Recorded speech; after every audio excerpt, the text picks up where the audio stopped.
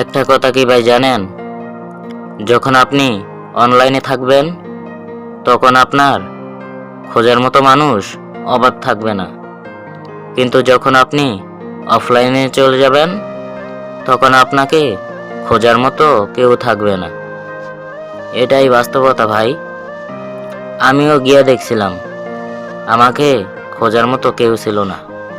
আরে খোঁজার কি ভাই, আমার নামটাও কেউ নেয় নেই।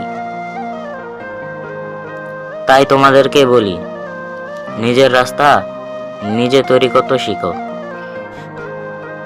আর তুমি ভাবতাছো আজকে এই মানুষটা আমার পাশে থাকবে, এগুলা ভাবা বন্ধ করো। কারণ দিন শেষে এরাই ধোঁকা দিয়ে চলে যায়। বুঝতে পারছো?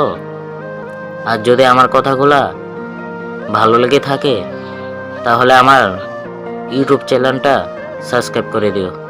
আমার ইউটিউব চ্যানেলের নেম কমেন্ট বক্সে দেওয়া থাকবে।